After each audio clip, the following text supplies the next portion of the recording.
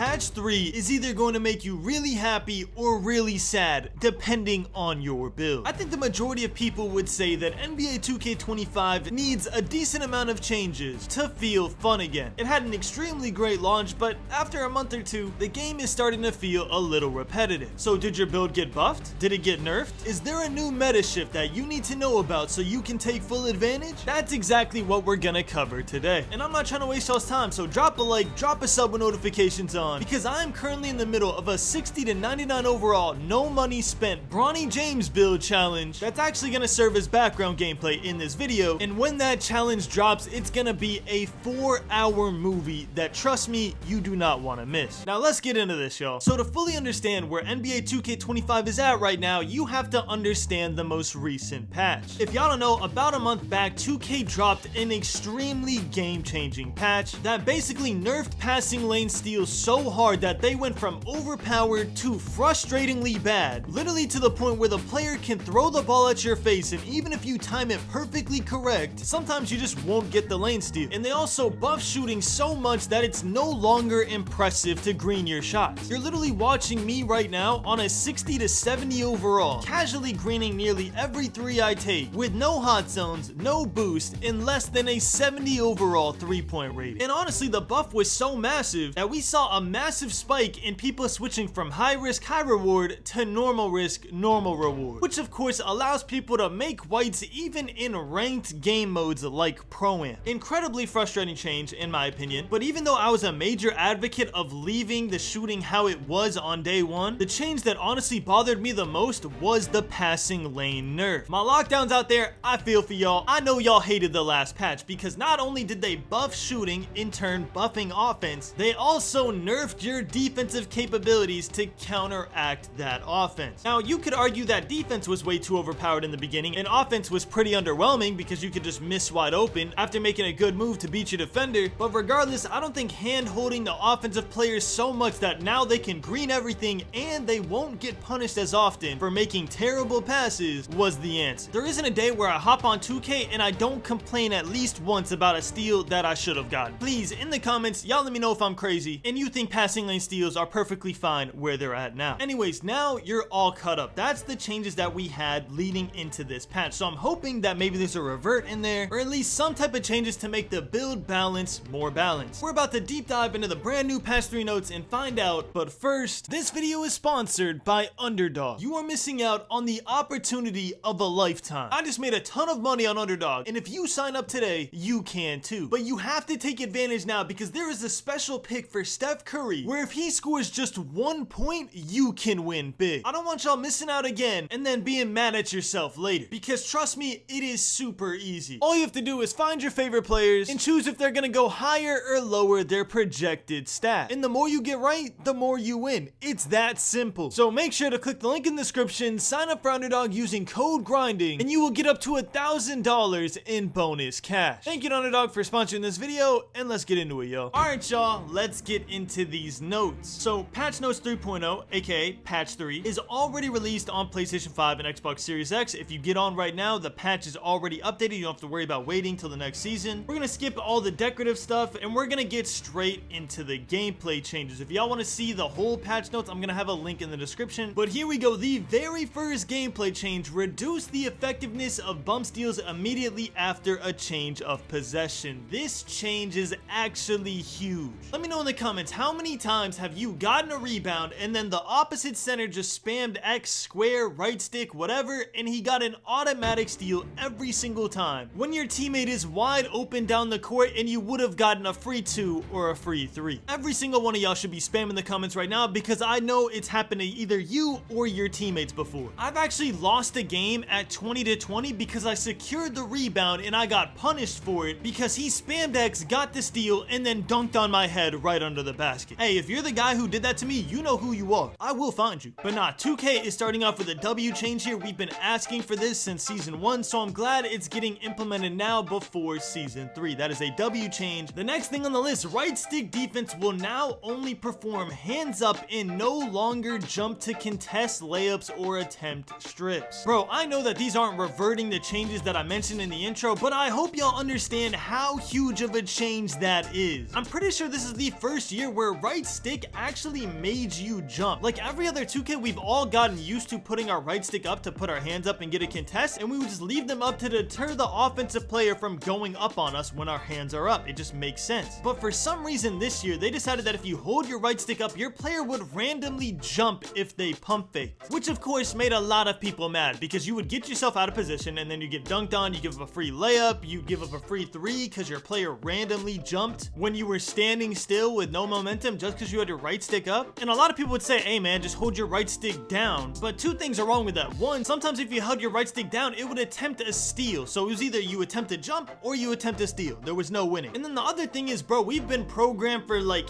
18 years of 2K that if you hold up on your right stick, that's how you contest. So to tell people to go against their core mechanics and not hold up on their right stick when they've been doing it for years was an insane change. I don't know why it was implemented. I'm glad they've corrected this. This is another huge change, even though it's not addressing buffs, nerfs, anything like that. I would almost go as far as saying it's a quality of life change too, because I ain't gonna lie, this whole year I've been holding up on right stick. I refuse to change what's been probably 10 years of 2K fundamentals at this point for a 1 year one-off game. So another great change, we started off with 2 W's on these patch notes. I'm really hoping they address the nerf to lockdown defenders in this patch. We need passing lane steals to be buffed if you want any type of a skill gap in this game. Let's see, added slightly longer stuns to ball handlers after successful steals to give the defense a better chance to recover the loose ball. I'm gonna sound like a broken record in this video, but that's another W change, bro. How many times have you gotten an on-ball steal on NBA 2K25, which I don't want to say are rare now, but are pretty nerfed compared to how they were in patch 1. And then the offensive player just says, oh man, I dropped the ball, my fault. Let me pick that right back up, and now you're out of position because you reached, got a good steal animation. But me, as the offensive player who got ripped because he dribbled in front of a lockdown's face and did nothing positive whatsoever, you know what? I'm gonna take this advantage you just gave me and get a free 3 because you're behind me. We want players to be rewarded for the plays that they go for. It is risky enough to go for an on-ball steal. If you time it wrong, it's a reaching foul. If you time it wrong, he could blow by you. If you time it really wrong, it could be an and one in the record pro-am. Whereas the offensive player, the only negative that can happen is you get the ball ripped from you. So that needs to happen when they time it correctly. So that's a W change. I want to see how much of a stun it really is. Like, we got to keep in mind that these words sound good, but I need to see how much of a change it actually is in game. So we're going to take these notes at face value today, but in about a week, we might do a little update video to say, hey, did they really change this as much as they should have? Should the stun be a little longer? Did they make the stun insane, where if I get ripped, I literally can't move and my player's moving in mud? But right now, 3 for 3.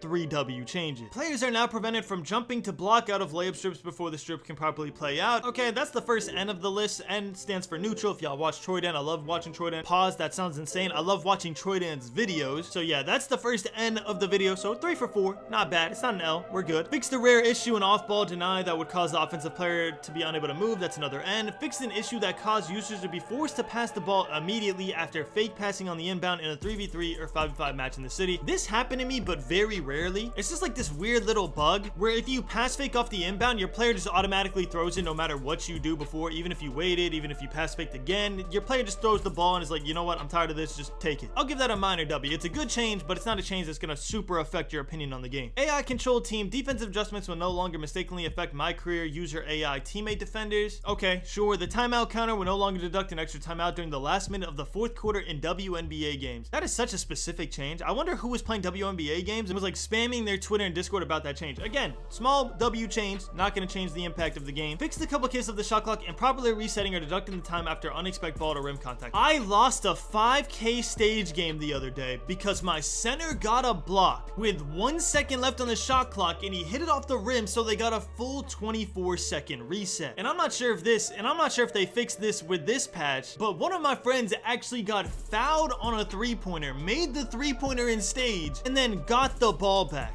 Effectively a 6-point swing in the stage where VC's on the line. I really hope I'm showing y'all the clip right now so you don't think I'm crazy. My friend literally makes a 3, gets fouled, and then they get the ball back, and you see that the 3 points counted. So effectively a 6-point swing in a stage game. If that happened to me, bro, I ain't gonna lie, I'm uninstalling. My VC is out the window. I'd be so mad. Fixed an issue where the last few plays in a playbook would not show up in favorite plays. The rebounding tempo settings can now be edited when the adaptive coaching engine is disabled. Defensive matchups will no longer potentially be reset after a timeout is called. Okay, that is a small W change. I hated when I play lockdown and I'd be on the point guard, then they call a timeout, and now I'm back on my lockdown matchup. I wanted to be on the point guard, keep me on the point guard. That's a small W change. And then address issues related to wall pass physics in cage match games. I don't play cages. My cages players out there, y'all gonna have to let me know what this means, and is it a W or L change? I really don't know. Now, those last couple patch notes were kind of underwhelming. Let's see if they address the nerf and the buff from last patch in these notes right here. The city will receive a complete holiday theme makeover for the start of season 3. Okay, Christmas themed. They're probably just gonna make it snow and have like snowmen around the city. What I really want, drop a like in the video if you agree with this. I want the 2K20 event system back, where we had an event every single day on Christmas, bro. That was insane. It might be asking for too much. I'm not sure how like their sponsor deals work or if they could make this happen still, but I just know the community would love it if we had double rep every single day for 25 days from like December 1st to December 25th, especially with people going on break from work, school. You would assume that would help to create a little hype for the game, because people would have double rep every single day. You could actually hit vet 2 without having to sweat your life away. I don't know. We can hope, but we'll have to see. Many improvements to performance and stability have made to enhance the overall experience in the city. That's going to be put on every patch notes ever. I'm not gonna lie, over the years I've debated with myself if I really care about the city being a thing or not. Like, I know a lot of people hate the city. Me, I've been kind of indifferent towards it, and this might be my lack in knowledge of gaming and like game coding and stuff like that, but bro, more and more I keep blaming the input delay I experience on 2K on this city, because there's random NPCs walking around, there's random NPCs playing volleyball, there's random NPCs dabbing each other up, there's random NPCs doing a lot of things, and this is not GTA. This is not a game where it's meant to have a lot of NPCs running around doing different side quests. I don't know, as the years go on, I'm getting more and more on the side of get rid of this city, just keep the parks how they were. And the only reason I say that is because of the input delay I randomly experienced that ruins my whole entire experience on the game. If there was no input delay, I wouldn't care about the city. You can make the city 50 blocks huge, I'd get on my go-kart, I'd race around, I'd do the race of the week, I'll do all that. With the input delay issues that 2K seems to have on next gen, which has only been a thing on next gen. I don't know if y'all realize that on current gen, I never had any problems with input delay ever. And on next gen, it seems like every year I'm buying a different controller just to try and combat the delay the first month. I will say that the recent patches made it a lot more enjoyable for me. I haven't experienced like any input delay during my Bronny James 69 overall, so I'm glad they fixed it. But having to deal with like a month of input delay, I don't know. I blame it on the city, which may be unhinged a little bit, maybe misguided, but that's what I do. It's just my theory. Ensure that the top 10 icon and max +1 are only awarded to people that are top 10 and have legend 1. Okay, yeah, I heard about this. There's people that were like vet 4, but they were top 10 technically, and they were getting the top 10 logo over their head. The time remaining will now appear on screen when activating a double XP coin, minor W. I ain't gonna lie, 2K smart. They put the like major W changes in the beginning, like these first like couple ones, and then after that they throw in like the small minor changes. Did they really not address the lockdown like passing lane steals at all? We got multiple fixes. They just got a bunch of fixes here. Fix an issue where workout warrior quests could prevent it from tracking. Custom jump shots can now be properly deleted when 50 or more have been created. Y'all are creating 50 or more jump shots out here? Oh my god. Bro, it's mad easy to shoot. Just pick a jump shot and stick with it, bro. Kyrie Base, KPJ, Patty Mills. If you a taller build, Jared Culver. If you're a really taller build, Isaac Johnson. Okay, read through those, nothing too crazy, you can read through them yourself. One change that isn't mentioned here that I will mention they tweeted about was, if y'all remember, our records got reset after patch 1. So for me, 1,000 games where I shot nearly 60% before the shooting got buffed were just out the window, and now I had to restart. For a lot of other players, they had good stats. Some players had really bad stats and were happy with the reset. But 2K did tweet out that they will be putting those games back. So the way it's gonna work is, say I had 1,000 games before it got reset and now I have 300 games. Now my player card is gonna say 1,300 games, and it's gonna be an average of both of those stats. Obviously a weighted average. So the 1,000 games will average more, and then the 300 games will be a little bit less because it's just quantity, right? But yeah, so if y'all were super happy that your stats were you shooting 22% from 3 and you had a 5 win percent the first month, I'm sorry, those games are gonna come back. And if you were super sad like me, where your stats were really good and then they were gone, they will be coming back. Honestly, I got over it, because really, who's checking player cards 2 months in? I mean, if you really think I'm a bad player because now I shoot 58% from 3 and have an 88 win percent instead of a 90 win percent and 60% from 3, then I guess, man. But yeah, I just want to let y'all know that that change will be coming in season 3. That is what they tweeted. But unfortunately, that is all of the patch notes. That is 8 pages of patch notes. Again, I'm gonna link all of them in the description. I was really hoping we buff passing lanes, man. They are too nerfed. People throw it at my head with a 91 steal, and sometimes I can't get the steal. I don't know if y'all have seen the uprising of weird lineups after the patch, but the meta 2's lineup right now is an inside center and a sharpshooter with a 99-3 dexing around the screen, because no matter what you do, you're not going to get the passing lane steal around the big 7-foot center. So he's just going to shoot it from deep. He's going to make both of y'all step up to double team, and then it's a free board for the center, and then he has a 993, so sometimes he's going to make it. Super lame playstyle, not fun at all to play against, probably fun to play as because you're going to win games doing it. But yeah, man, I don't know, I just don't like it when the defensive player isn't rewarded, just as much as I don't like it when the offensive player is rewarded. But bro, me personally, I like a balanced game. I want the better player to win the majority of the time, and right now there is a lot of fluke happening where players below your skill level will win games, and you know in your head that if you played them 10 more times, they would have no shot to win whatsoever. I really hope that in the future passing lanes get rebuffed, not to where they were exactly, but a little bit in the middle, man. Let me know y'all's thoughts in the comments, man. Again, I got a lot of videos dropping this month, as well as the 69 overall Bronny James coming in December, probably right around Christmas. So make sure you sub with notifications on. I love you all. Thank you so much for watching, and as always, keep grinding. Ballin', 2K we never be falling. Rachel she never be calling. Still hitting shots while they steady be taunting. Ballin', 2K we never be falling. Rachel she never be calling. Still hitting shots while they steady be balling.